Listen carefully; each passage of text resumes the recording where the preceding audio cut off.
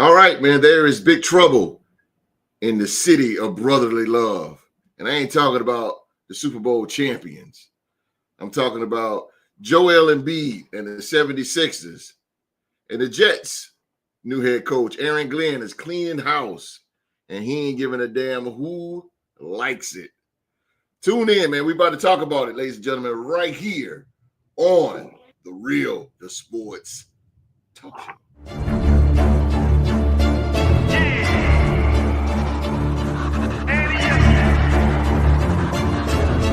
Can't accept the loss, I'm hard-headed.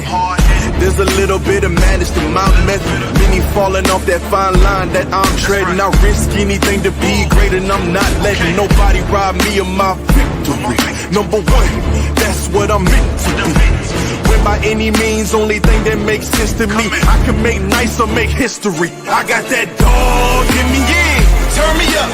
Big energy, got the crowd going nuts. I got that dog in me, yeah. I take on anyone, I don't need a one-on-one. I got that dog in me, yeah. I'm talking all bite, no bark, I could rip your squad apart. I got that dog in me, so what's up? Yeah, so what's up? I told her move over, enough of that mediocre. I've been the man since cruising around in the stroller. I got ice in my veins like a cut in Minnesota. Why not show you how I'm built? Come a little closer, ayy. Lot of heart, been smart, aura gotta glow. We can restart, give head start, still get the same result. I'm about mine, don't you get it confused. I'ma win again, yeah, that's all that I do. I got that dog in me, yeah. Y'all heard the song, man. We got that dog in us, ladies and gentlemen. Thank you for being here with us on this Saturday afternoon, wherever in the world you are right now, man. Got to give a shout out to the sponsors real quick over at SeatGeek, SeatGeekBonfire.com, and Lokia. All your information, man, click on the link in the description box below. We got all the links and stuff. Go get your T-shirts, hats, hoodies, NFL bracelets, all that good stuff. All that good stuff is in the description box below. I don't need to run my mouth about it. It's all there for you guys right there in the description box below. All right, ladies and gentlemen, speaking of dogs, I do got two dogs. Y'all know who they are. They in the building. Starting off, I got the man that is too hot to handle and too cold to hold. Ladies and gentlemen, he is the OG. He's a Hall of Famer. Yes, sir. He represents the Minnesota Vikings, and watch the Vikings in the draft. Better watch them. Better watch the Vikings in the draft. Representing the Minnesota Vikings, ladies and gentlemen, he is the legendary Q-Dog. What's going on, people? Glad y'all tuning in today. This first day of March. We're getting things rolling. Basketball, a little bit of football coming right behind it. So stay tuned. We'll give y'all the latest facts that's going on. Yes, sir. Yes, sir. And shout out to the dog. He's a little bit under the weather, but he crawled on in here today, man. That's what it's about. That's what it's about. To the dog. All right. Oh, yeah. I know who he is. Yes, sir. Duval is in the building, representing the Jacksonville Jaguars and the defending NBA champion, Boston Celtics, the 2024 Real Sports Podcast MVP. He is Rockstar Rock. Good evening, good afternoon, good morning to everybody out there watching me and Q-Dog and host today. We're going to give y'all some good knowledge about the two topics that we are going to tackle today. And, make sure you guys out there subscribe, hit that thumb button, the like, help us get our views up and keep this show going on strong. That's for sure, baby. Also, man, while Rock's saying that, man, Super Chats. Super Chats is open, man. Super Chat, if you want to donate to the Real Sports Podcast, whatever you want to do, everything is much appreciated. But most importantly, man, if you just hit that thumbs up for us, good Lord, that would do us a ton. Well, Super Chat, get your Super Chats in, man. Get it all in. All right, man, let's get money today. Let's get money. Before I start the show off, man, I do want to give a great big shout out to one of the all-time greats. To me, my personal all-time greatest women basketball player, Diana Taurasi. is retiring from the WNBA. 20 years strong, man. All-time leading scorer in WNBA history. Man, she will be definitely in the basketball Hall of Fame very, very soon. So my big shout out, man. I'm a huge Diana Taurasi. I was back in the day Cynthia Cooper, because she was like the truth back in eons ago. But man, Diana Taurasi stepped on the scene, phenomenal. That's a winner all the way around. 6 gold medals, 3-time WNBA champion, 2-time MVP. I mean, the list just goes on with the woman. Fantastic career. One of the all-time greats. She's definitely WNBA Mount Rushmore. So shout out to Diana Taurasi for a great, great career. All right, man, let's get this show started. Man, you know what? And Rock, this is near you, but man, it's something just going on in Philadelphia right now. Oh, my God. But I start off with Joel Embiid to miss remainder of the season due to a lingering left knee injury. Philadelphia 76ers center Joel Embiid will be sidelined for the remainder of the 2024-25 season due to ongoing issues with his left knee. The team announced the decision on Friday, which is yesterday. Embiid concluded a series of tests on his knee earlier this week with the final determination listing him medically unable to play. The 76ers say they are working with medical experts to determine the exact treatment plan.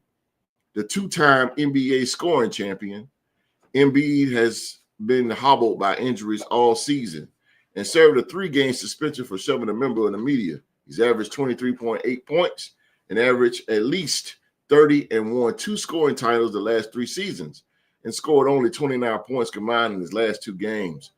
One of the preseason favorites to contend for an NBA title, the Sixers take a 9-game losing streak into Saturday's game against the Warriors. Even with the heavy slide, the Sixers were just 2.5 games out of a spot in the play-in tournament entering Friday's NBA games. Embiid acknowledged earlier this month he may have to undergo another surgery on the left knee. I think the straightforward answer is that when you've got something that's inconsistent at some point, you got to do something about it. Embiid said, "We don't know what it is. We're looking into every option." I'll read this a little bit then. He played just 39 games last season due to a torn meniscus in his left knee. The 76ers announced in earlier February of that season that he had undergone surgery. Embiid came back in early April and was part of the 76ers playoff run and then won a gold medal with the U.S. Olympic basketball team last year in Paris Games. Embiid said that the 76ers lost to Milwaukee on February 9th of this year, that he didn't have enough time to recover after ongoing surgery last year. The 76ers, y'all, Rock, the 76ers are 8-11 with Embiid this season. 12-27 without him. What in the hell is going on in Philly? Oh my God. So start off with the MVP here. The MVP with this injury, man. Will Joel Embiid ever get back? Will he ever get back to his MVP level? Will he? I mean, there's always the optimism, being optimistic, but to me, I'm gonna be realist about it because that's what we do here at Real to Sports. I don't see him ever going back to that MVP level. Yes, sir. And the reason I feel is because talk about it. It's the same situation with Zion, but Zion's much younger in trying to get his body right. And look what it took. Took them injuries. Now he's slim, and you see the difference in the way that he is. With Joel Embiid, this is a constant. This is a constant situation. Like, this man was, when they drafted him, he didn't even play that many. His rookie year, he didn't play that many games. Right. I believe he had to become. He was a rookie again because in the NBA, right, when you get injured your rookie year, you can still become a rookie. You can still go through your rookie year the next year. So, Right. that's why Donovan Mitchell didn't win Rookie of the Year and Ben Simmons won it because Ben Simmons got, necessarily hurt. But the situation with Joel Embiid is I just feel like his best time is behind him. Too many injuries. Then the organization, the organization don't even feel like they got any control. You let this man, his injury history, but then you let him go all the way across to go play in the Olympics. Yep. Not saying he didn't help. He was a part of the Team USA getting gold, but what did it do for the Philadelphia 76ers for their long-term future with this guy? Absolutely. He's making a whole lot of money. You found a way to get Paul George to leave California to come play with this guy. Facts. The only person I feel sorry for is Tyrese Maxey. Because he going out there hooping no matter what. He the only one that is crazy when you got a superstar named Paul George, all-star, come to the team. Yep. And he doesn't even hold Joel Embiid accountable. Tyrese Maxey got to hold Joel Embiid accountable, who is y'all considered y'all franchise player. So to me, I feel like he would never get to that MVP level again. We might see here and there, we might see spurts of it, but this man, he got bad legs, man, and it's only so much a guy his height can do. Like even Greg Oden had to call it quits eventually. All of them injuries. So that's true. I just don't see it. I don't see him. I don't see him getting back to that level. We may see spurts of him. Maybe next year he may play 60 games. But to me, I feel like it is what it is with Joel Embiid. This is all their fault. They trusted the process and they trusted it too long to where as though that now you got to pay. This man's going to make a whole lot of money. And no matter how many surgeries or this, that, and the third, you can only cut your leg up so much before, you know what I'm saying? As far as, I'm not in the scientific field, but you're absolutely right. You can only keep cutting this scar tissue so much before ain't nothing there no more to grow, to rejuvenate itself. So I just wish the best for him, but I do feel sorry for Tyrese Maxey though, because and for everybody that's Sixers fans, because as a Celtics fan, you want the best competition going into the playoffs and things of that nature. And they had so much hope being that team and getting Paul George and people saying, "Oh yeah, we conference finals bound now." And then in that first year, your best player ain't even healthy enough to get through the season, and Paul George been a shell of himself. He had to quit podcasting, so to me, I just feel for Tyrese Maxey, man, and all of those Philadelphia fans that just came off of a Super Bowl hangover with the Eagles, and they got to turn their TVs on and watch them Sixers every night because it's not good. Yeah, it's not good. It's not good at all. It's not good. He only played 19 games this season. 19. Gotcha. And like you said, the record speaks for itself. You said 8-11. You said they was like 8-11 with him. 8-11 and 12-27 with him. Yeah. Oh my God! What the fuck? Oh geez, Q, my man Q, Joel Embiid, man. All right, it's because of Q.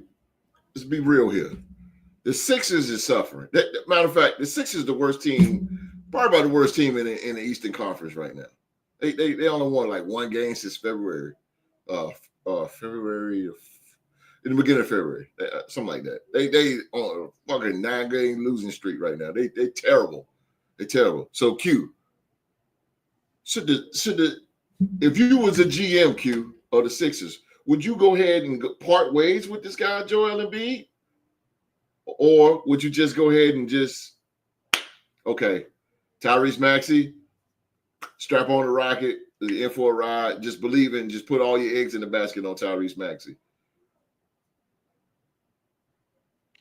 Well, mighty funny you talking about the 76ers today, that they have the primetime game tonight against the Golden State Warriors. Oh, God. This is going to be an ass whooping. It's going to be an ass whooping. And this is the kind of stuff that we have to look forward to when we want some excitement on our weekend and as far as a primetime game. And here we got this trash going on. You ain't lying. Just all in all, just Joel Embiid itself. That's the question I want to ask you. How do you feel about him in general? Just like I feel about a lot of things in the NBA these days. Okay. I mean, these guys just ain't bad. I don't know if anybody got hard or toughness anymore. Mm-hmm. I just don't think a lot of guys just don't want it. I mean, I just, basketball, we always known, it's always being started with the center. It originated with the center, a big man. Right. And we get big men like this, that's just, I mean, most big men that I know back in the day, you just, there's no answer for you. And so this man right here he hurt. The record itself can't stay healthy. I would say part ways. What's the use in hanging on? I mean, take your losses. Maybe try to build a faster team than most other teams that are NBA now. Instead of trying to go with I don't think it's just really no true blue center no more. We're trying to make this man a true blue center, and he's not. So I would move on to be competitive in the future with the Eastern Conference because there's no way you're going to be competitive now. I just don't. I just can't figure it out.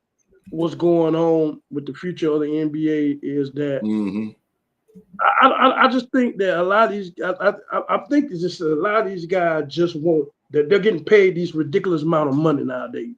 Yeah. It's a ridiculous amount of money. Yeah. And I think that once they get that big bag like that, then everything else don't matter because then they caught up in other stuff. We got social media, we got guys that's actively playing ball instead of concentrating on their craft, want to be on podcasts and stuff like this. I mean, they got so many distractions instead of focusing on beating your opponent. Yeah, there you go, Q. Come on now. On an NBA crown. We talked about this last week, Rock, with the swapping of the jerseys and all that. I mean, all this crazy old mess, man. I mean, man, it's just getting so passive. It's just like don't nobody want to destroy their enemy no more. Don't nobody want to be Kobe Bryant, the Michael Jordans. Yeah. The Magic Johnson, Larry Bird. That's no more killers. Don't nobody want to put their name. There nobody want to put their name up there. When it's all said and done, that I was the best. I was one of the best at it, and gave it my all in all. I just disturbed the subject a little bit last night. I was up last night, started going through my phone last night. Started looking at some of the old players like. I know John Stockton and Gary Payton had John Stockton, induct him into the Hall of Fame. And it was like, well, why John Stockton? He went through his reasons. He said this was the hardest man to defend because this man only he shot 10 shots a game. He had eight of them. Who hit 8 or 9 free throws. That's true. 13 assists a game. Yeah, it's true. 13 assists a game. All the time, running behind screens and picks and roll. You got to play this man 94 feet. Yeah. That man will wear your ass, was one of the toughest will wear your ass out. Now, if I had to play with somebody, I'm going to play with John Stockton. You damn right. I'm going to play with the floor show. You don't have floor generals out there no more like that. You got just guys that individually accolades. They want to score points, and the 1-2 punches are gone. It's just so much in the NBA that I see that it just going everywhere. Nobody just concentrating on the goal. And like I said, you got podcasts, people doing outside bullshit.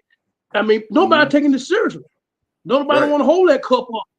Nobody want to hold about 5 or 6 chips up. Be with the one of the greatest and all this stuff. So I really don't. When it comes to the NBA, man, I'm lost. I'm just telling you, I'm lost, man. I really am, because I don't know what to think. Yeah. I don't know no more killers out there. So this man right here, he just I don't think basketball was ever in him from day one. It's just something that he just kind of grasped hold and became pretty good at. But I don't think it was in him to ever watch it as a kid to want to be in the NBA and be one of the greatest. And a lot of those greatest, they seen great players before them, and they wanted to be great, and that what made them great. So that knowledge, that man injury prone, Humpty Dumpty. Yeah, time to move on. I'm gonna say this. I'm gonna piggyback. Humpty Dumpty. I'm gonna piggyback off of what Rock said, because he home run with it, man. But I'm not saying that this is the reason why he's that injury that he got now. I'm not saying that, but this is all on the struggles is all on the team president, Daryl Morey, because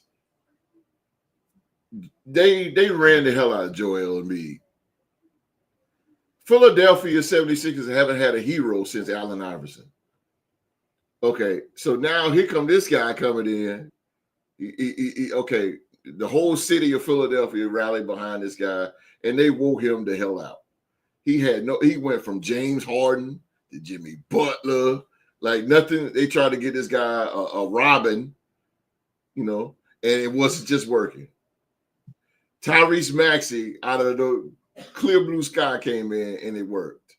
Okay, but at this now when Tyrese Maxey come in, now you done put 50,000 miles on this guy right here.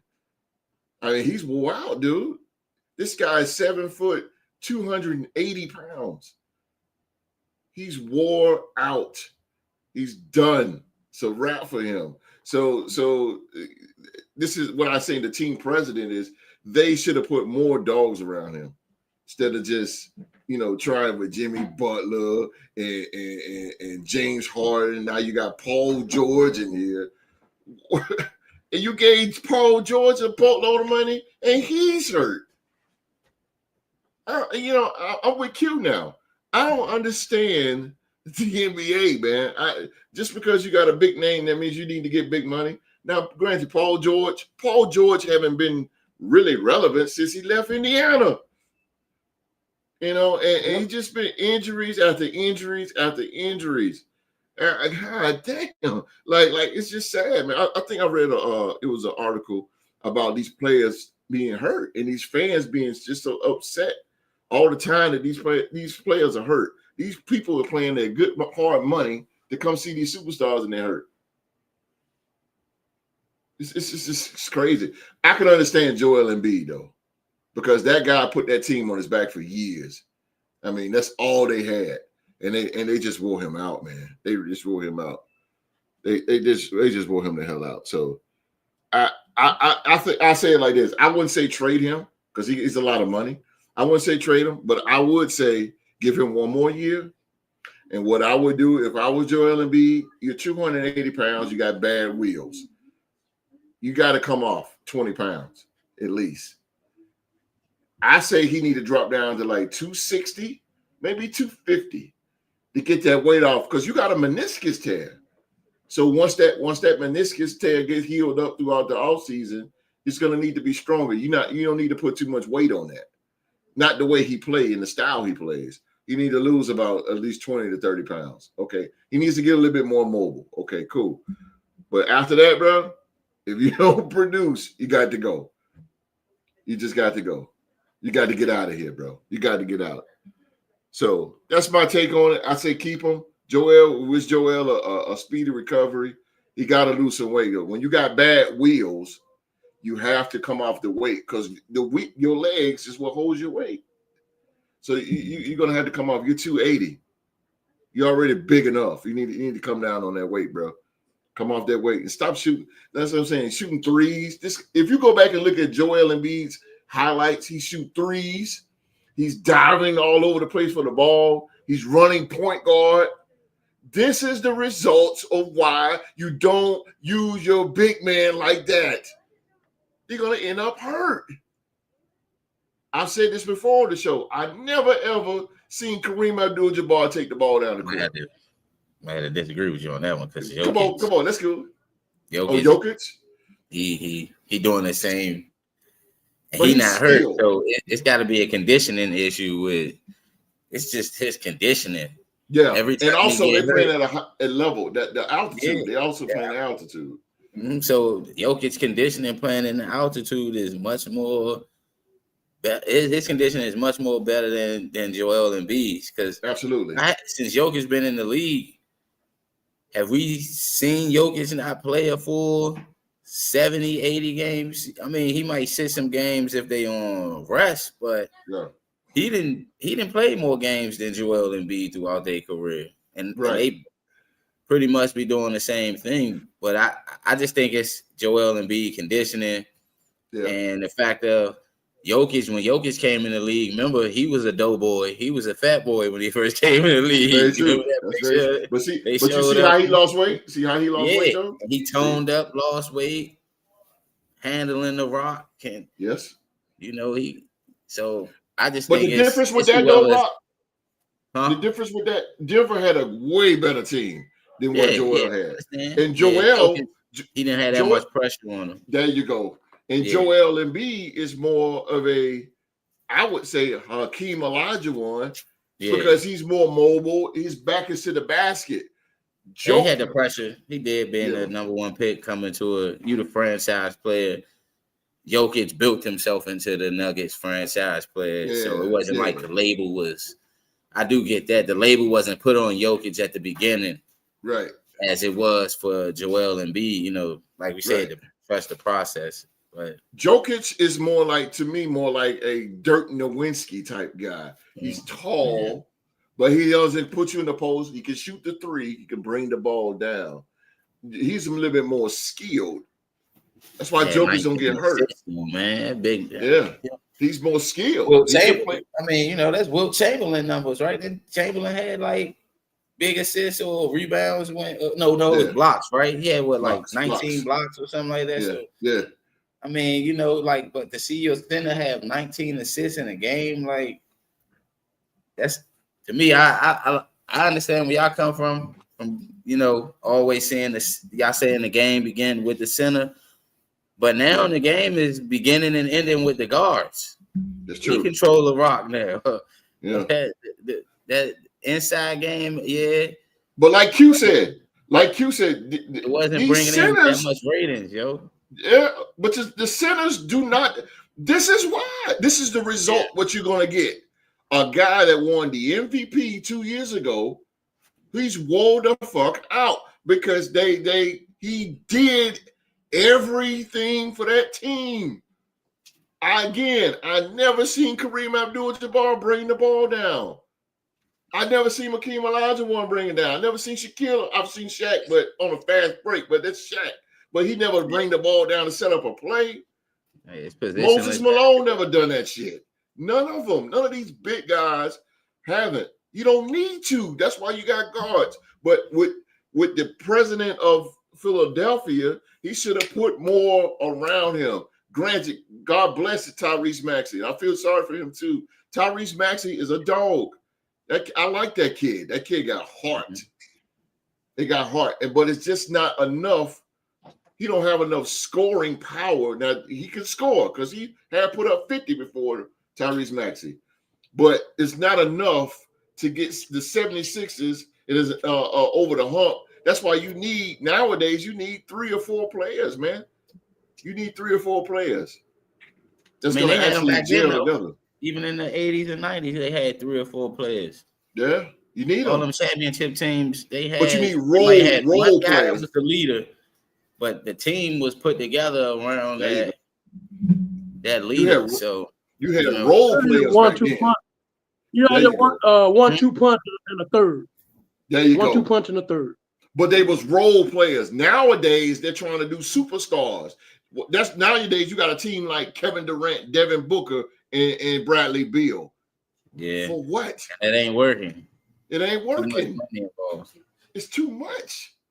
But see, that's why I get mad when people say about the Lakers back in the day, like when they say they had James Worthy and Kareem, but people didn't know what the Lakers was going to get out of James Worthy. And James Worthy, they didn't draft James Worthy. They got him in the trade.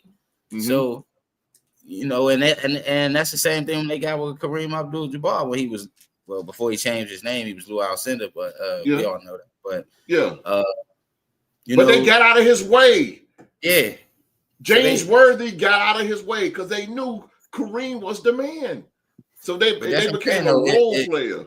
It go hand in hand though, because once Kareem had to sit down, it was just Magic and Worthy, and then they brought in Byron Scott. So I think during certain eras of time, the best teams, they always did what was best to make the roster fit their main guy.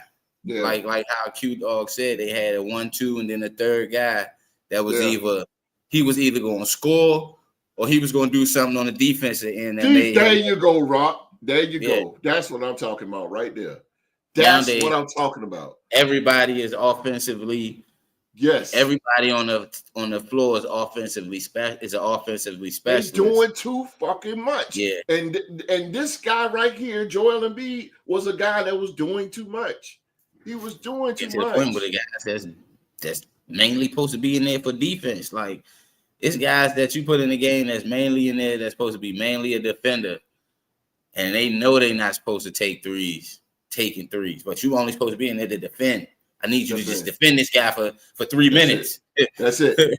If you get a bucket, make sure it's off your defensive prowess. I'm not gonna make no plays for you. You know what I'm saying? If you open, don't take a 3. Step in and take the 2.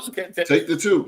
You just knew that back then. And I get what y'all saying because I grew up in the middle of that era with guys who was defensive specialists. They had their roles. Their roles were supposed to come in. I'm going to try to lock this guy up. If I get a bucket, it's either going to be off of a fast break or off of defensive prowess or offensive rebound, something that fit their mode. Now, in this day and age, everybody on the floor got at least be able to shoot now. Yeah, it's bullshit. I get why that's taking a little bit of fun out of for the OGs of the game. That's taking a little bit of fun out of it. Yeah, right. It's no more physicality for them. So I get that. It sucks. Charles Oakley had one objective. Bill Laimbeer had one objective: to fuck you up. Put a soft stigma on the game because it's like we all knew. I don't know, Q Dog, he played basketball before. I don't know if you have. I know host and said he didn't play basketball. But you knew if you was guarding somebody and you was like, okay, this dude keep pulling up for jumpers. He ain't even trying to take me to the rack. Oh, he soft as shit.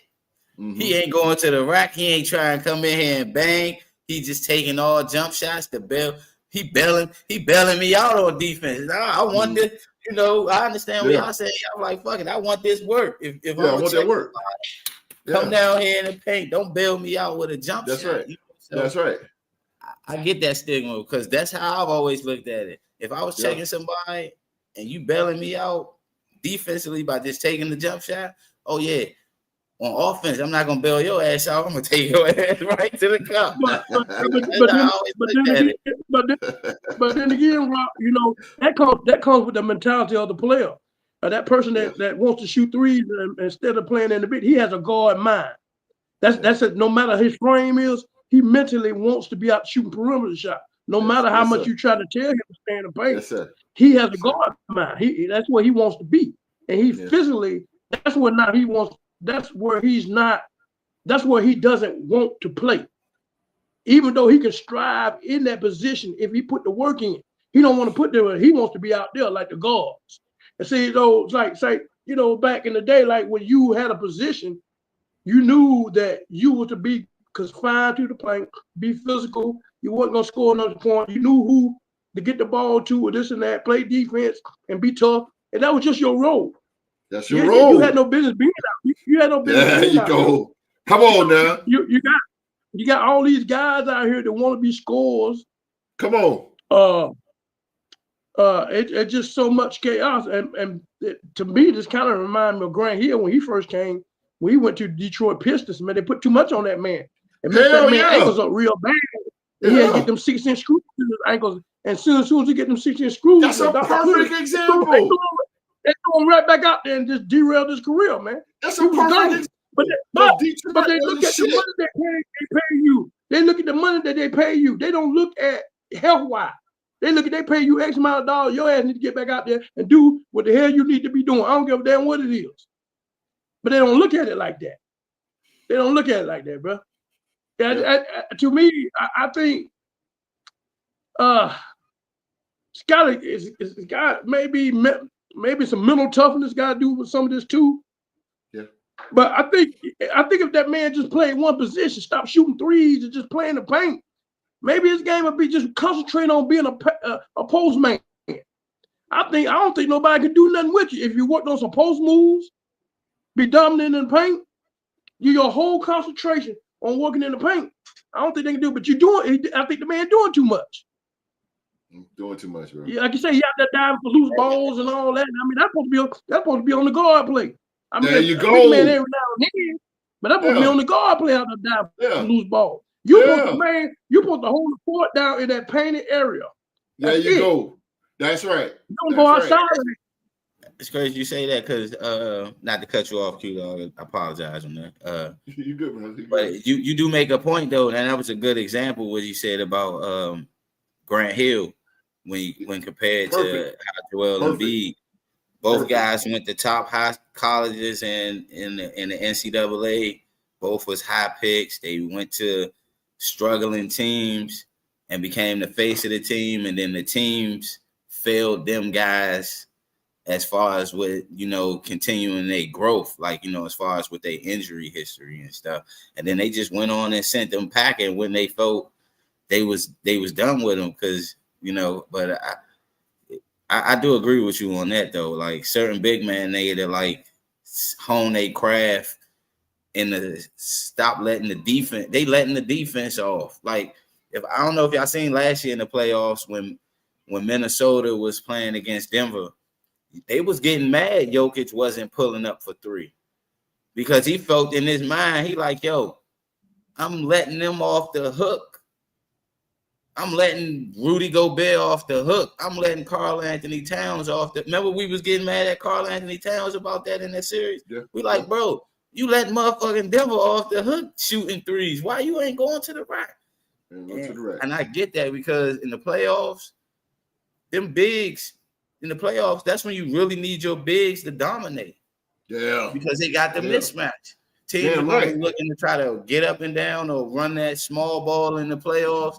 If you got a big out there, your big is supposed to be dominating. And that's why it's supposed to be dominating. Yeah, especially in a game type setting like that, because the refs allow a little bit more physicality in the playoffs with the bigs. Yeah. So you know what I mean? I do agree with that though. People gonna be like, oh, having specific roles. People gonna be like, oh, y'all like the old basketball. But I'm gonna tell you something. I'm gonna say this, I'm gonna shut up. And I know the game has changed. But Shaquille O'Neal, Patrick Ewing, Rick Smits, Akeem Olajuwon, David Robinson, Dikembe Mutombo, all these guys was big guys, but they ain't had no goddamn meniscus tear. A meniscus tear? That's a guard injury. That's a guard's injury. Meniscus is when your leg goes back. That's what kind of injury that is. Your leg goes back. If you're playing under the goal, like Q said, guarding that paint, you ain't got to worry about that shit. That's why those guys back, those names that I named, Moses Malone, Keem Olajuwon, Tim Duncan, those guys never got injured because they played in their perimeter and they only did their role. Yeah. They only was the rebound, block shots, hit a jump shot a few every now and then. They had bad feet. They had bad feet injuries because of bad fucking feet, and that makes sense. Yeah, that makes sense because you know somebody might step on your foot. You might come yeah, down. You know what I'm saying? But a meniscus tear in a center, that shit is unheard of. It's unheard of. Okay, then we could take it. You kind of take that. You kind of twist that around, and maybe that his mentality that maybe he's too physical for him down there. Maybe he just don't want them elbows. Maybe he don't want them damn elbows and all that physicality shit down there. Maybe he don't want it. Yeah. So, you know, he out there doing something that his body dribbling like a guard. His body's not built for that type shit. That 7'2" frame and shit. You're not built for all that damn crossover shit like that. You're gonna tear something up like that. Yeah, point guard. You're built for the catch and turn. That's all you're built for. And I know it sounds cool. I know it sounds corny. I know it sounds lame. I know it don't sound. I know it don't sound. I know it don't look pretty or nothing like that. But that's what your frame is built for. Bro. At 7'2", you're built for the catch and turn. Well, that's it. Catch, lean that shoulder, or and turn. Spin, go straight up, and go straight up. Yeah, that's it. That's it. That's all you built for. Not shooting 3-pointers. Not diving across the He a point guard and a 7'2" body. Somewhere in his mind, you think he's 6'2". Nah, brother, you 7'2". You're not supposed to be out there. And to me, somebody failed him along the way. Yeah, it's not his fault. Somebody failed him along the way because he did stop much as he wanted to play basketball, shit could have kept his ass underneath that paint. Don't you bring your ass outside? This is where you're gonna make your money at. And they started letting him shoot threes, shooting things. Somebody failed him, and they continued to let that be. He got good at it. He got good at shooting threes or whatever. But there's no way he's supposed to shoot a three unless the ball went out there, he chased it, and it was like 0.2 seconds on the shot clock. He ain't had no choice but to jack shit up.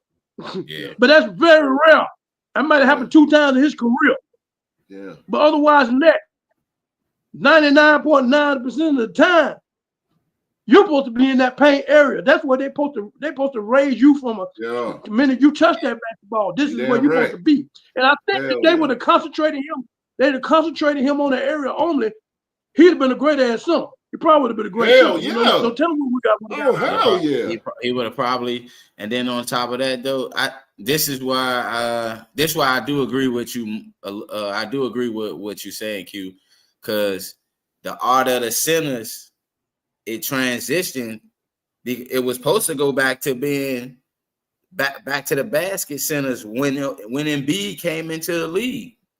Yes. But whoever trained him to start taking threes. And that's why every center after that started to take threes. Once Joel Embiid usage of 3-point shots went up, everybody's like, oh man, we got to go out there and guard him. And he you know what I'm saying? Well, that's an easy basket for him. So he is kind of the blame of the transitioning of the 3-point shooters as far as that centers, because when he first came in the league and all the Sixers was doing was just giving him back to paint presence or paint touches. A lot of teams started, it's like, all right, now we got to load up on centers that's going to be able to check him. But it kept clouding the paint. So that's why they stopped. So you were trying to say they had to load up on centers that's going to go out to the perimeter and check him. Yeah. Move from that painted area. Yeah. Philly G said, honestly, I love Embiid, but y'all know that he's ridiculously made it a clown show. Sorry for that little rant, man, but Embiid just not the same. But it's not. I get Philly G as a Sixers fan, but it's really not. It's the fucking president. They're not putting the pieces around the man. So now he took that team on his shoulder. He's the hero. Again, Philly G, the Sixers haven't had a hero since Allen Iverson, who he didn't have shit around him.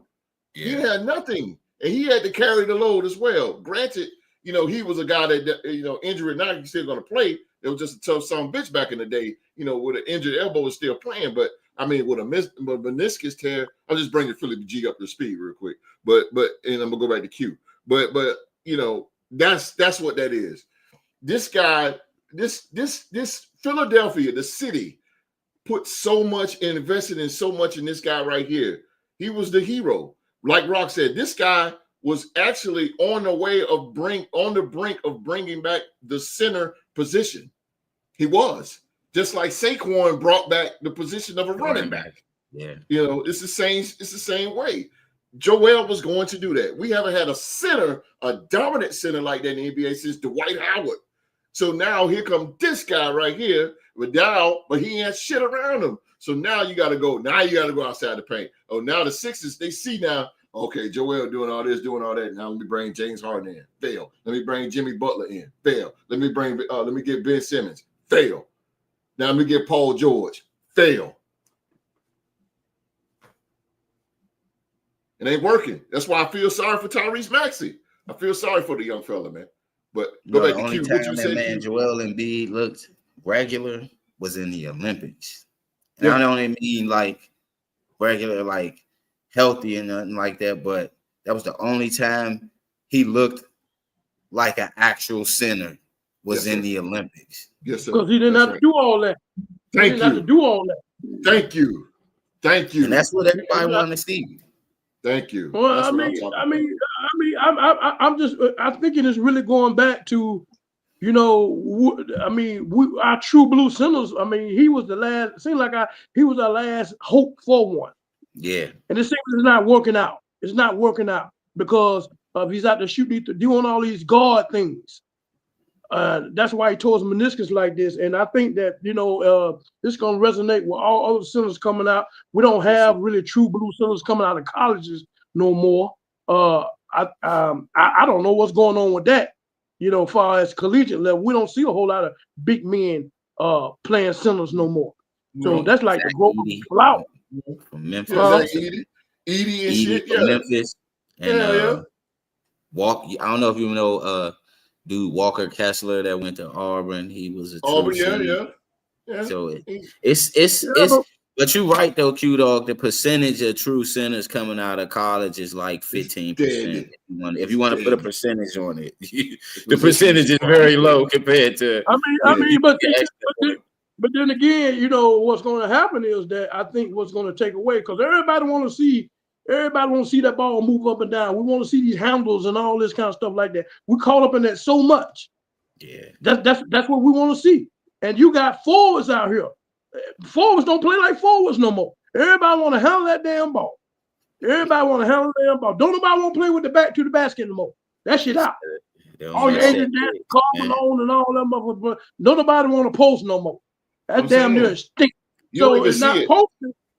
Now it's all about spacing now. Spacing and see if you can, what I'm saying, if you can just bang your man with a couple of damn dribbles and shit and twist up ankles and all this old kind of shit like that. It's more of a show than teamwork. Yeah. Everybody playing their role. Don't nobody want to play their role. Okay, then if you cross them over, I want to cross them over. Next man come in, he want to cross them over. Other man, he want to cross them over. It's not like that. Vaughn, this dude, when I played high school, Vaughn Brady. That's a shout out. Vaughn got there. I don't know if he watched the show, but Vaughn, we called him Big 50 because his number was 50. So when Vaughn, he was left-handed, he was our center. So when Vaughn gets the ball, let's say he gets the ball out on the wing, a rebound. I was a 3. So it's either me or the point. Everybody running to Vaughn. Yo. We never let Vaughn take the ball down. Never let him take it. We when he get the rebound, we never go down. No, I was always taught when Vaughn get that rebound, you go to him. Go to him. That's right. That's what I teach my kids. This Joshua is my center. When Big Josh get the ball, Big Josh shouldn't be taking the ball down. Point guards need to go to him. and you need to get away from your defender and go to him. He don't need to be taking the ball down. That's risking the turnover. Nowadays, fuck it, Joe. But that type of coaching, what you're talking about, when you're teaching your kids like that, that has to continue. Yeah. That has to continue. They have to continue coach after coach after coach. Because if you don't continue that, you got to embed that in their head that they are to play this certain position a certain way. And if you don't do that, what happens is that you learn bad habits from another coach. They learn bad habits, and then plus they think they still I can play like this guard. Come on, I can play like him. I can shoot threes like him. Come on. You know, so if I can play like this, Tyrese Maxey's job. But if I can do it just like him, it's my job too. I can be all world. It's just like a one-man band. I can play the flute, the drums, the trumpet, the whole nine. I don't need everybody else. It's a one-man band now. You know what I'm saying? Everybody not staying home to their position. Everybody not staying. Yeah, you know, when you had the Showtime Lakers, you give Magic the ball, let Magic run the break. You just run your lane. Right. There you go. That's what I'm talking you just run your lane. Everybody ain't trying to be Magic doing all this shit behind the head. Ain't but one person is gonna do all that. You fucking kidding me? That's what my coach told me when I played. That's exactly what he said. Get out. When Brian get the ball, get out and run. Get out of his way and run. Run your lane. God, I'm not trying to get the man game or nothing like that, man. But he just one spectacular player, one we'll never see in a lifetime again. But I think Stephen Curry messed the game up, man, because everybody think they can be like him. Yeah. I mean, everybody can't shoot them damn miraculous damn threes like he can. But shit looks so damn good and it's so exciting to us. Everybody want to try the shit. Everybody want to do. It's just like a trick. Like LeBron James. He brought that Houdini shit to the league. Yeah, LeBron James. Only Houdini that can do it. I showed my dude. I showed yesterday. I'm sorry, Thursday. I showed my dude the ball. I said it was a clip on LeBron James. Now, granted, this is the fucking fourth quarter with 7 minutes. He walks down casually and shoots a logo 3-pointer, and he goes in. Everybody's celebrating. And I'm looking, I told my barber, I said, what is that for? What was that? Entertainment. What's it for? Why? Phil Jackson would have put his ass on the bench. His ass would have been on the goddamn bench. There's no way he would have got away with it. All right, I'm really going to shut up. This dude, Elijah, this kid on my team named Elijah, he was my best player. He's my leading scorer. Elijah came down. He came down and he shot a goddamn down there half court 3-pointer. I had 3 timeouts. I called timeout. I said, come here. I said, you shoot that again, you sitting on the bench. This ain't 2K. This ain't 2K. You shoot that again, you're on the bench. We don't need that right now. I don't even know why you're doing that. I got on his ass. And I told his parents. I told his parents too. And they agreed. I said, this ain't, I called timeout, bro. We was winning. I said, come here. You shoot that again, you on the bench. This ain't 2K. The young man did that because it's because individual accolade of what he sees. He got outside. But what you're trying to teach team concept. He wasn't thinking about no damn team concept. He was thinking about I can make this miraculous damn shot. He didn't look like it wasn't a Glenn Clinton shot, none of that. You know what I'm saying? These moments wasn't involved. He was just thinking about individually himself. I want to shoot this damn shot and make it go in like I see Stephen Curry shoot it. It is a lot of trigger happy people in the league, and Hope, you just made a good point as well. You did, Q Dog. Your mentality as a coach is, I don't know how many minutes was left in the half. Y'all play quarters, right? Or half? We play 6 minutes. Yeah, we play quarters. 6 minutes in the quarter. Yeah, so I don't know how many minutes was left in the quarter, but you as a coach, you like, 3. man, it was 3 minutes left in the fourth. And we was up by 11. Okay, so yeah, as a coach, you thinking, man, it's a 2-3 possession game with about 3 minutes left. Yeah, we don't need that shot. But in his mentality, from watching Steph Curry, if I hit this 3, we go up 14. There you go. And that be the little things that even that you see as a fan in the NBA, you like, man, we up 15, we up 18, and it's 2 minutes left. We don't need a 3 to try to go up 21. Milk some of this clock. Yeah. Because in the NBA, a team can get hot from 3. There you go. 18-point lead to turn into the 10 in like a matter of moments. You know what I'm saying? So I get what you're saying. Like these kids don't value. When I grew up playing basketball, even rec league, high school, or even outside playing, my mentality was to always value my possession, value the possession. If we winning, we valuing this possession.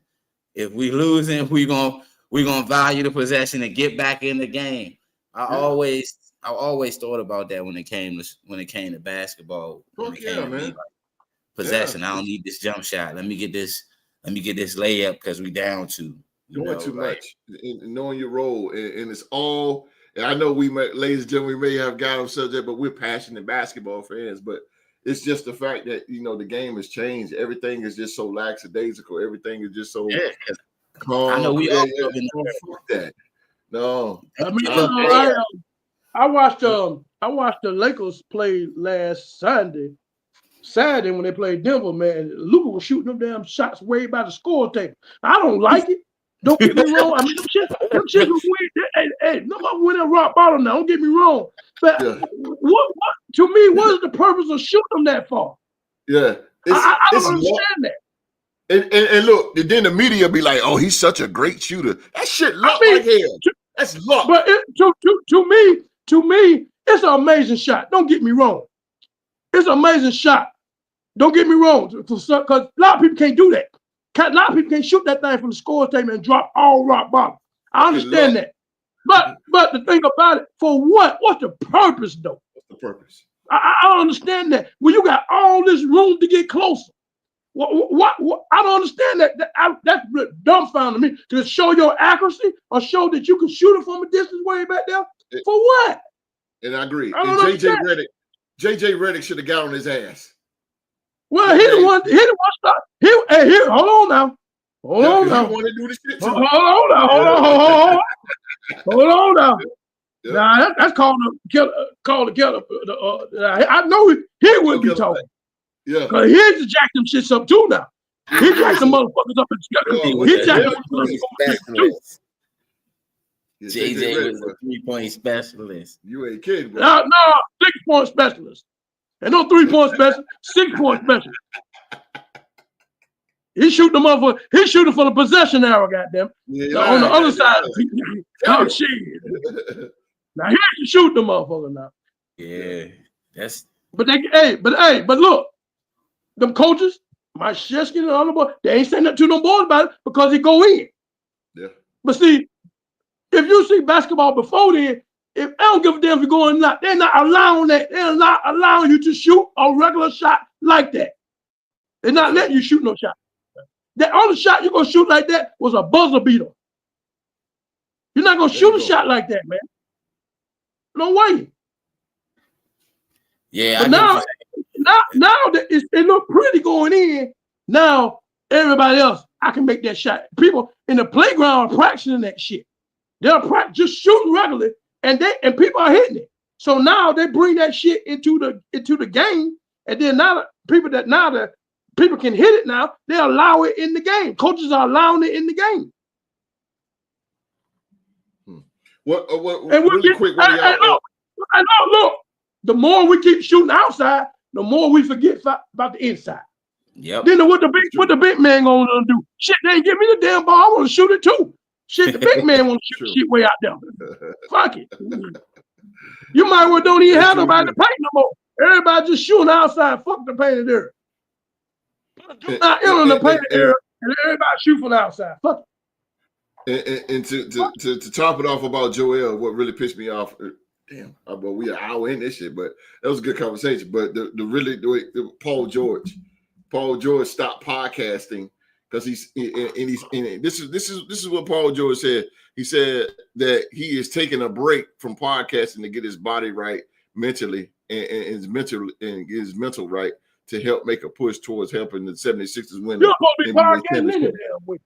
You're supposed to be doing that shit when they wait a minute. You trying to get your body right? Like what? Dude, I'm saying it all the time. I don't understand why these current athletes out here podcast.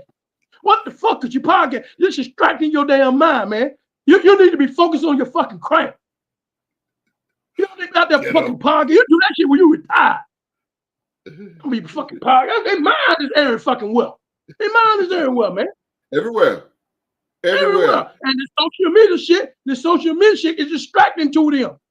You want to play ball or you want to podcast? Which one you want to do? That's what I'm talking about.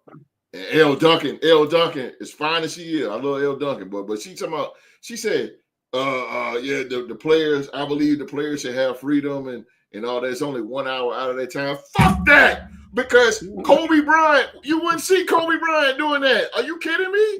Hour, Kobe Bryant will be in the gym, bro. George, like I said, Paul George haven't been relevant since he left the Indiana Pacers. He went to Oklahoma City. He went to the Clippers. He went here. He went there. He went everywhere. But he was a dog when he was with the Pacers. Yeah. And that was years ago. This dude about to be 35 years old, talking about he's going to take a break from podcasting to get his body right to lead the 76ers to the NBA championship. Bruh, that dream is over with. The Sixers season is done. What are you talking about? Like, did you just fucking wake up and it's 2025? It's over with. It's over. You can't, man. You can't leave. He's been podcasting to the point where time done lapsed his ass. Now he talking about coming back winning the NBA championship. Bro, it's over. It's over. You said that for next. Buyer's remorse from Paul George. Buyer's remorse. Yep, 4 games. Right, Walk said it 4 games back from the play-in tournament, but the season is over with. You're struggling for. If you're struggling for a play-in tournament, you're not going to win the NBA title. They 4 games. They 4 games back in the win column of the. 4 games back. They can't Chicago. Be Cleveland. They're not going to be Cleveland, and definitely hell is not going to be Boston. Shit, they got to win. When you're in the play-in, you got to win your. You got to win your first game in order to exactly. And he talking about winning. You talking about winning. You talking about winning the NBA championship, motherfucker. You ain't even played 25 games this season. You talk about winning the NBA. Man, get out of here with this shit, man. I swear, bro. Oh my God. The players now do too much outside of doing what you have got drafted for, or the position. When they get they doing, like we say podcast, we say want to play multiple positions. Players' minds are every fucking well. They're every fucking well. You play an 82 game season to get to a trophy that everybody wants. You have to have full concentration. I mean, you got the damn near not really focus on your whole family like that. I mean, it's Kobe. So damn serious like that. It's so serious Kobe. Like that, man. Yeah, I mean, you got to say like Joe Burrow say something. I heard Joe Burrow say. He said, when I got a home game, I do not let my parents come and stay with me the night before the home game. They were like, why your parents? He said, because I need to be concentrated. I don't need to be focusing on talking family and friends. See, I like that type of attitude. I know it sounds fucked up to a lot of people, and this and that, but you got to understand what this man trying to stay focused. He trying to stay focused.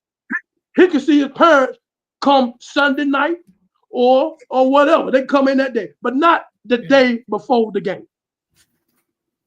You understand what I'm saying? But see, when you see players now just doing too much with their minds, man. They think that they can do all this and do all that and still concentrate on winning a fucking championship. No, bro. You got to be dialed the fuck in. You got to be locked in. Yeah, you do. You got to be dialed the fuck in. Cause I remember that time when Kobe lost against the Boston Celtics in that championship game in Boston. They interviewed him, and they was like, Kobe, well, what you gonna do far as in the off season? And he said, well, I'm just gonna work out. And I said, well, to what point are you gonna work out? And that motherfucker said, to the point of exhaustion. Yeah. Exhaustion. Yeah, I remember that. Now, who talks like that? Yeah, Who talks like that? That was at the game 6 in the finals. Yeah, I remember that. Yeah, I remember when he said that shit to the point of the Celtics whooped their ass. Yeah, so I'm telling you, from that point on, he had the Celtics on his fucking mind. Yeah. Yes. Not regular season to the goddamn championship game. If you see him again, it's gonna be a different fucking story. Yeah. That shit put a damn taste in his mouth. He said he gonna work out to the point of exhaustion. He didn't say he was gonna get on a podcast. He didn't say he was gonna play fucking golf. He didn't say he was gonna go take a vacation, this and that shit. He said he gonna work out to exhaustion. People don't understand that. People don't understand players that on their goddamn level. That what makes them so great. Rondo said it the next year in the 2010 finals when we played the Lakers in game 7. He was like, man, I don't care what nobody said. Kobe might have been missing shots, but he was on another level as far as like his endurance. Everybody in game 7 was tired. But it was like every time he looked up, Kobe was grabbing a rebound. Kobe was dishing an assist. He was making a bucket that we didn't need to give up in clutch moments. And that goes to what you said, him saying that he was going to work out till he was exhausted, to where as though when you in a game 7 and you ain't putting up the numbers that you want to put up efficiently shooting wise, but you can do everything else to help your team win a championship. God, like only it's only like few guys that do that. But Rock, he wasn't gonna be satisfied till he got them back to that same moment again. Yeah. He wasn't caring about nothing else. Here's another thing. Go ahead. These players now, if they lose, fuck it. Yeah. All right. Well, I give it to the best. Then they want to swap. Yeah, no, they want to swap. They want to swap jerseys and shit. And fuck it. Yeah. Here's the thing before we go. Rock, I ain't letting it go, baby. I ain't letting that shit go. It's fine.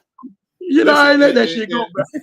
To end this discussion, we're talking about Kobe Bryant, but to end this discussion, man, those of the Redeem team, and Kobe Bryant came on that team, and it was Dwayne Wade, Carmelo Anthony, all the other guys, LeBron James, all them. They was out in the club, and they came back 5 o'clock in the morning, and they was on the elevator, and they seen Kobe.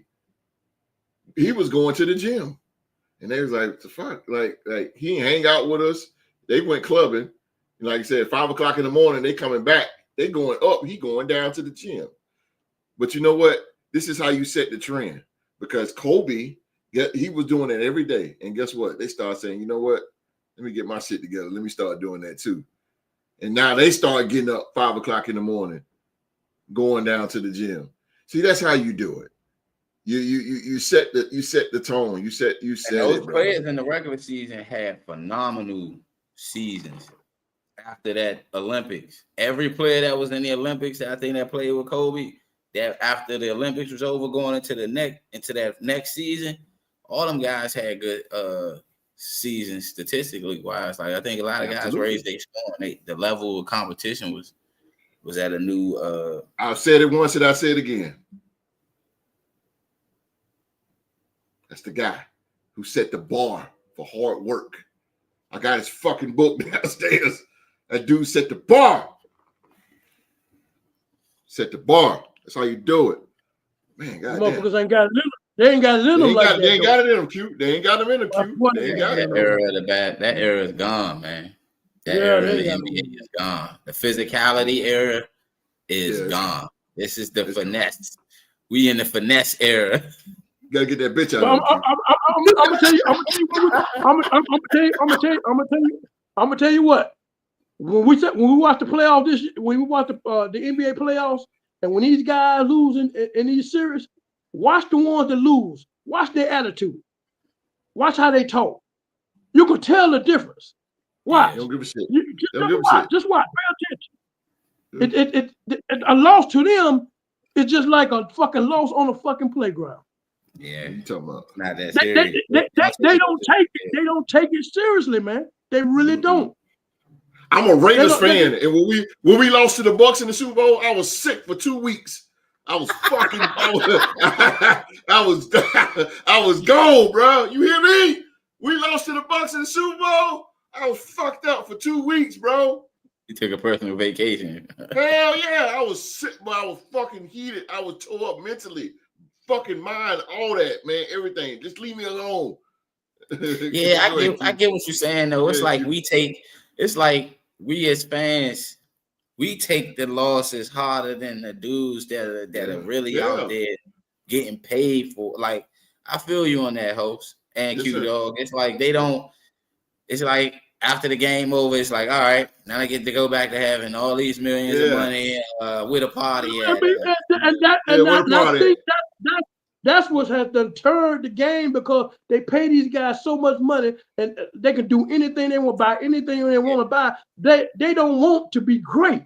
Because once you get knocked out of a playoff series, whether football or basketball, it's hard to get back. There's no guarantee. There's always injuries. Anything can happen. There's no guarantee that you get back. You don't care about getting back. That's got to be to me as an athlete. You're an athlete before you make any kind of money. As an athlete, that's got to be the most hurtingest feeling, that you can't get to the crown. That's got to be, because that's all you ever thought about as a kid. Yeah, was winning the big one.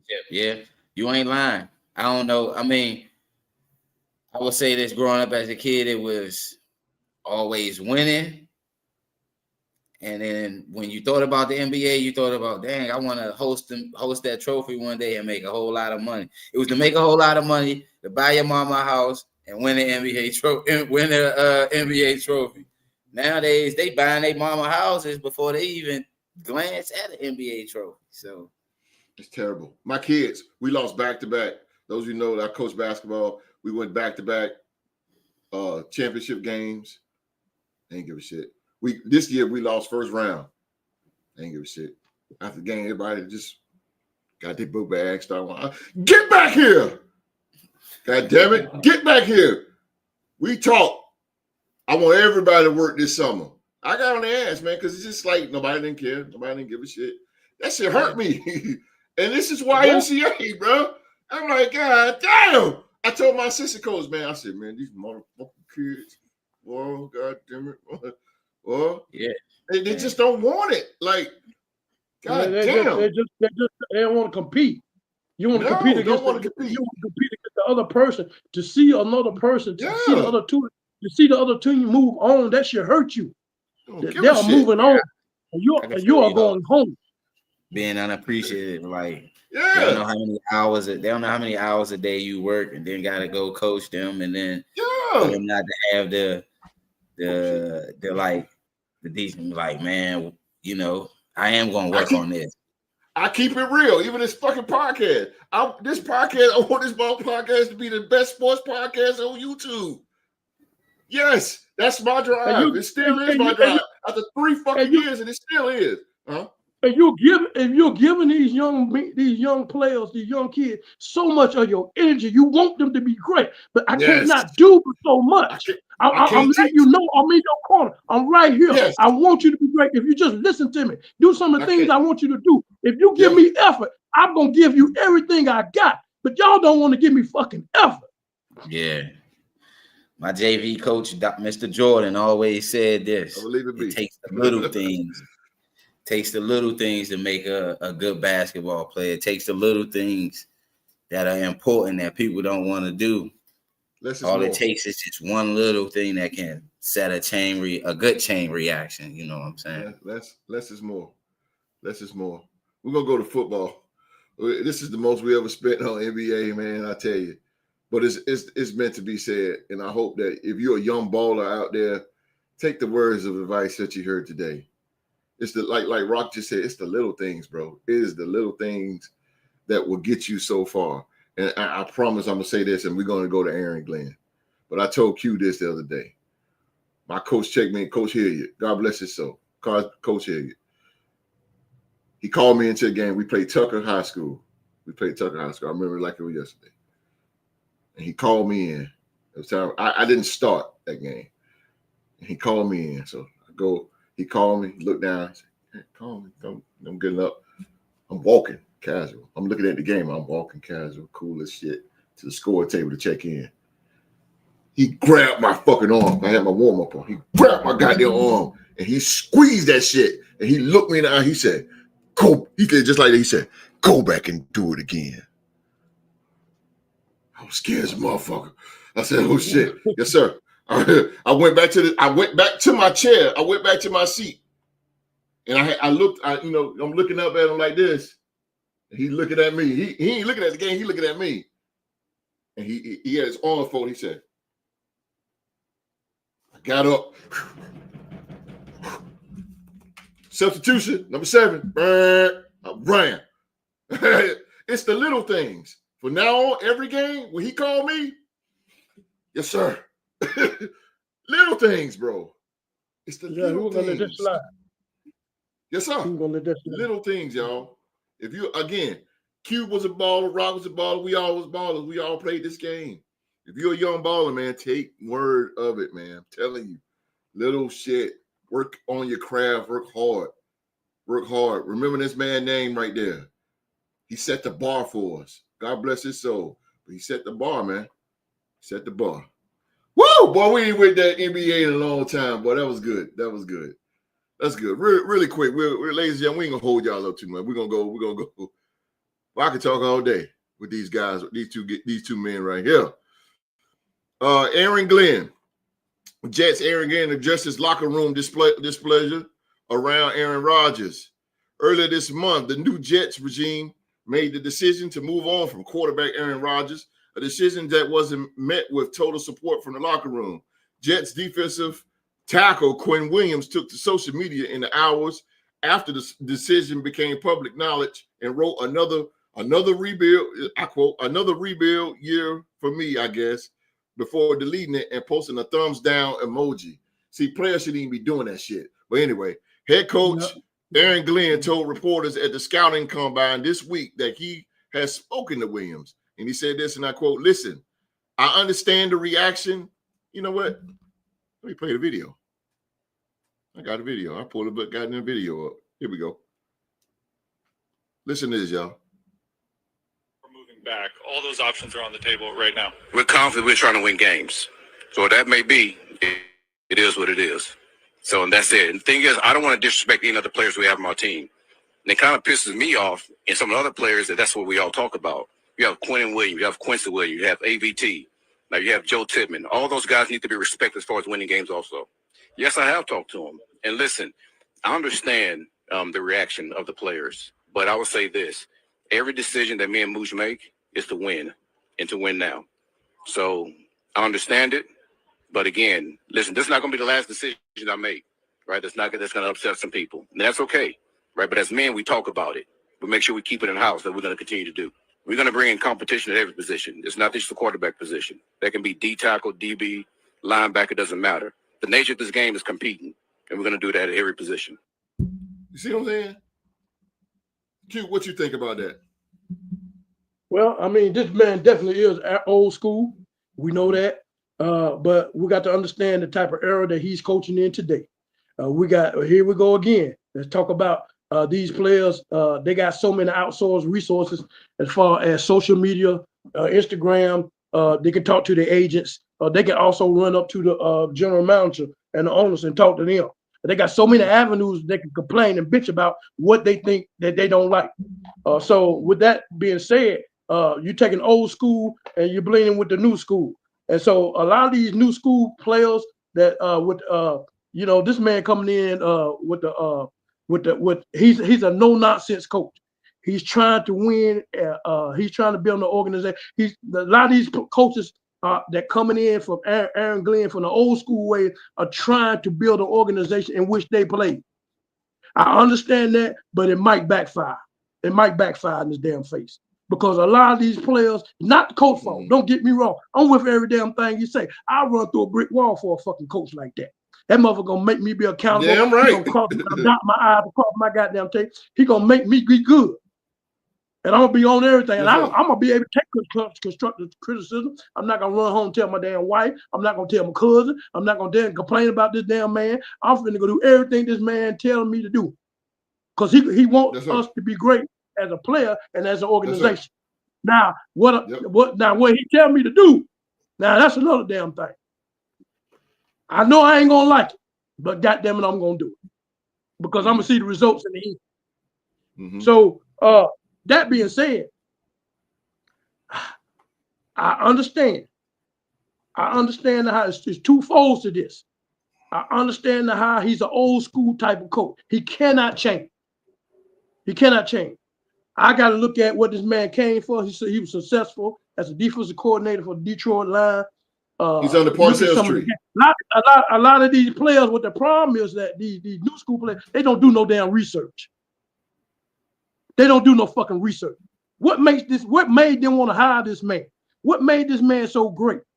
Look at him here, a Detroit coordinator. Look at certain games where he lost a lot of key players in the defense, and he put certain players and he made this defense be competitive.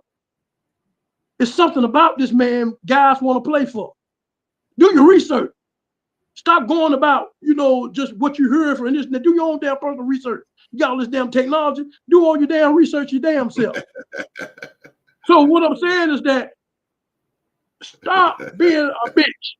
That's what the hell I'm trying to tell you. And man the fuck up. Man trying to get you to man the hell up in a nice way.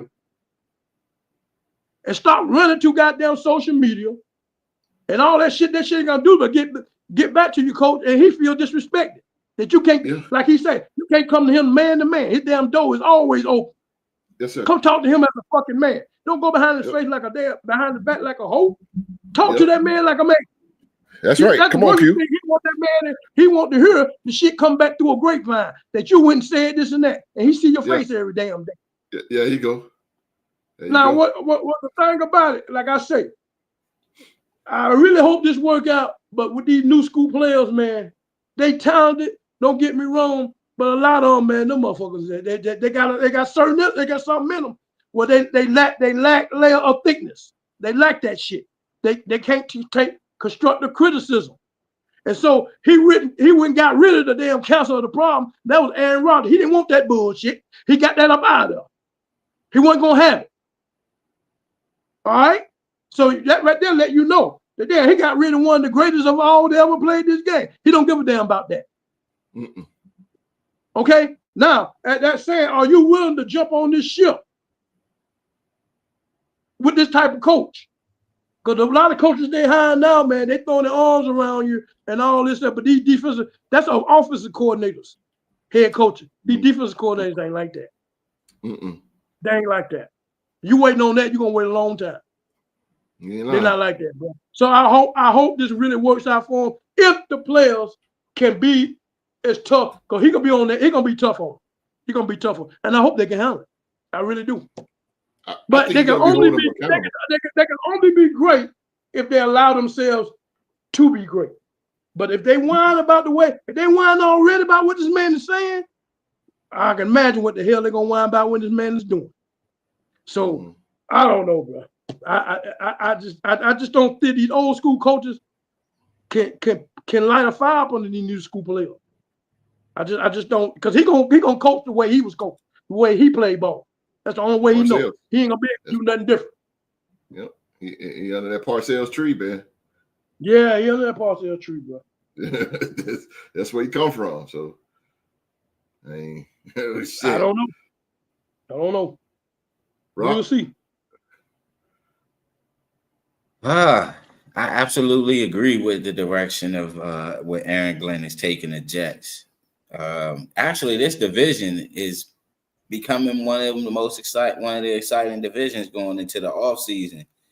As far as with the Jets, having Aaron Glenn, a former player that played in that organization, Mike Vrabel going back to, be the head coach of the Patriots. So, the Dolphins pretty much ain't did nothing different. We know what the Bills is going to bring, so it might be a few shake up there. But I like the direction of where he's going, especially the fact of getting rid of a guy who didn't want to show up to mandatory mini camp, who didn't want to show up he didn't want to show up to OTAs and things of that. Even though I know it's organized, it's voluntary to organize team activities. Yeah, but you're the quarterback. But you're the quarterback. You're supposed to be the leader of the team. And in fact, you're a quarterback coming off an Achilles injury in the first game of the season. So I'm glad that he said publicly that we were going to part ways, with Aaron Rodgers. That way it gives him a fresh, if things go wrong with the Jets and him being the head coach, he can't say, well, I had a guy who didn't have it all left in the tank during my first year. I think it depends on who they draft at the quarterback. Who's going to be his franchise signal caller? Who is going to be that guy? And one thing I will say, Q-Dog made an interesting point about is that a lot of the guys that are coming in, they don't like to be coached the way that Aaron Glenn or as Brian Flores or Mike Tomlin coaches. But you see that they always get the guys that fit their system. Mm-hmm. And that's one thing I'm going to pay attention to with the Jets in the offseason. The guys that he bring in to fit the type of system, the type of culture that he's going to want there in New Jersey, because they don't play in New York. They play in New Jersey. Right. So, and that's one thing I've noticed. Brian Flores, when him being a defensive coordinator, he got guys that fit his system to come in there. That's going to want to be coached the way he's going to coach them. Mike Tomlin has always gotten certain guys on the defensive side or certain guys that he can get a little bit more out of that they probably couldn't get from somewhere else. Because look what he got out of Russell Wilson and Justin Fields this year. Them guys was the shell of themselves at the organizations that they was, but he got them guys to come in there and buy in. So that's true. I'm looking forward to seeing who they draft or who may decide to come there via free agency. I would love. Hey, Jameis Winston might can go there. He who knows? But I'm really looking forward to seeing what the Jets doing. And by one, they knocked it out of the park with this hire because he gonna bring that same intensity back to the Jets that Rex Ryan brought. Yep. That Bill Parcells had during his time as a coach for the Jets. So I think it's good for the franchise, and it's one up on the Giants because the Giants still got the same people from last season. Same regime. Same regime in New York across the hall. So one up on them. They at least winning in their building. That's one thing. Exactly, man. I think Aaron Glenn, like Hugh said, I think Aaron Glenn is going to bring most important, and he's going to bring accountability to the team, man. Accountability. Accountability is so important to us, even as men. And what accountability to some that don't understand the meaning or the term accountability is. Look, I fucked up. I did it. That was my fault. Owning your shit. Owning up to it. And I think the reason why they part ways with Aaron Rodgers is they just didn't want this. Aaron Rodgers was a guy that got the defensive coordinator fired, offensive coordinator fired, and the goddamn head coach fired. Like, and Aaron Glenn is coming in, and he's putting it like to what this is my take on it. He's putting it like there's no one-man team in this. No, it's no one-man team in this. No, not at all. Everybody's going to hold themselves accountability for it. Quinn Williams tried that bullshit, but you see how he shot that shit down in the media. See, and we gotta pray for Aaron Glenn, man, because this brother here he's finna get ready to go through the fire. He is finna get ready to go through the fire. You know why? Because he's a real man's man. And like he said, he's gonna make some decisions that nobody fucking likes. And who's going to have his back? Is that Jets organization? They're going to have his back 100%. They're going to have his back. They're going to have to. And they got to protect this man because he's going to get ridiculed like hell, especially if the Jets come up unsuccessful. He's going to get ridiculed. And that's sad that you're trying to build men up, their self-esteem up. You're trying to coach them. You're trying to do things the right way, and you just get shitted on. Aaron Glenn's about to get shitted on, y'all. I'm telling you. He's about to get shitted on. Rock. But yeah, this yeah, Aaron Glenn is about to get shitted on, and it's just again, a guy's like Mike Tomlin. Mike Tomlin he's got a good organization. The Rooney's got his back, but guys like Brian Flores, Lord have mercy, you gotta pray for that guy too. He got the NFL against his ass. The NFL is against him. And my hat go out to these brothers. We got man. Two black head coaches now. No, three. Raheem Morris. Raheem Morris. Four. Raheem Morris, Aaron Glenn, Todd Bowles. Todd Bowles, and Mike Tomlin and D'Amico. So six now. But this guy is going to get the bullshit. You know why? Because Aaron Rodgers, who keep running his fucking mouth on Pat McAfee, and running. See that, like you, I totally agree with the dog. And all of them dudes was defensive guys too. Yeah. Yep. See what I'm saying? None of them are offensive minded. Nope. They was not all of them guys were defensive minded. Nope.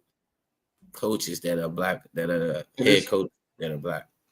And you got Aaron Rodgers that goes to Pat McAfee show, and he talks on the podcast talking about this and that, what's going on in the NFL. Then Quinn Williams, he gets on there. That's what I'm saying, man. Y'all, these grown ass men, like he said, man. If we got a problem, we gonna talk about it man to man.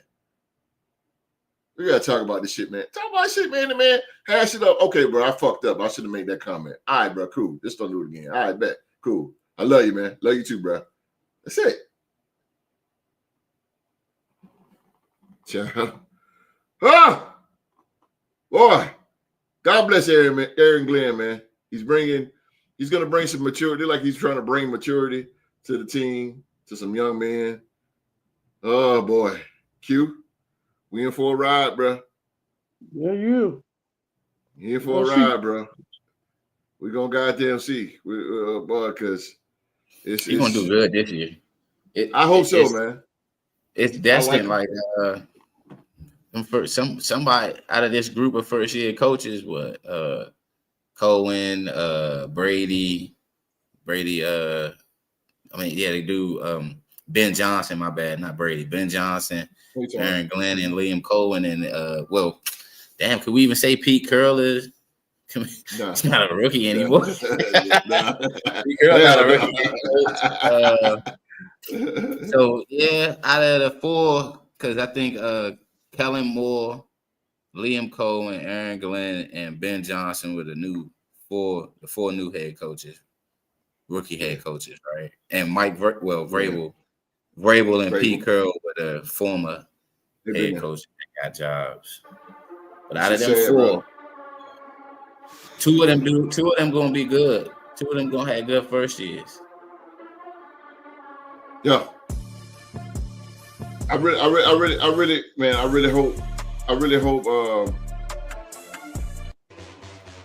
Damn.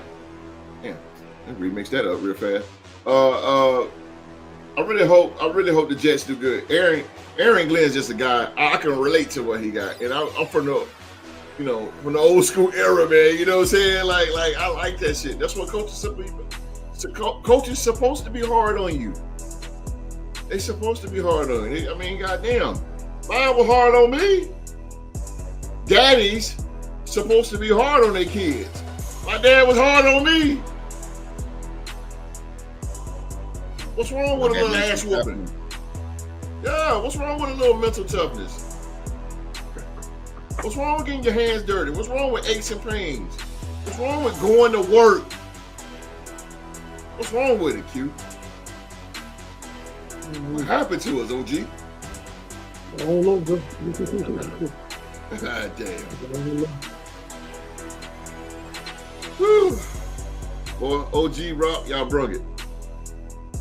God here. God damn. Ladies and gentlemen, that is our show for today, man. As always, We want to thank you for watching another episode of the Real 2 Sports Talk Show, man. Please be so kind, man. Hit that thumbs up, that like button for the legendary Q-Dog and the podcast MVP, Rockstar Rock. Hit that subscribe button, turn on that bell for all notifications. Super Chats is open. Send all your donations in wherever you want to donate to the show. We highly, highly appreciate it. And we thank you for all the love and support, man. One hell of a show today. Well, we went NBA strong today. Something that was needed. It's a lot been said. So if you just coming in and you missed this show, try the first hour of it, boy. Those two gentlemen went in on what basketball needs to get back to. And I really hope this shit gets to Adam Silver. And he need to fucking sit down and pay attention. You need to sit down and pay attention. All right, again, thank you guys for watching the show. We got to get out of here with the legend himself. I want to thank y'all for tuning in on this show today. We had a very exciting time and 2 good topics. Looking forward to seeing y'all again next week. Come on in the live chat a little bit more, fellas. Seems like y'all been dead here. I don't even think we got one live chat today except for Philly G. We need some more live chat numbers in here to keep this thing back going popular again. I don't know where y'all been. Y'all need to come on back.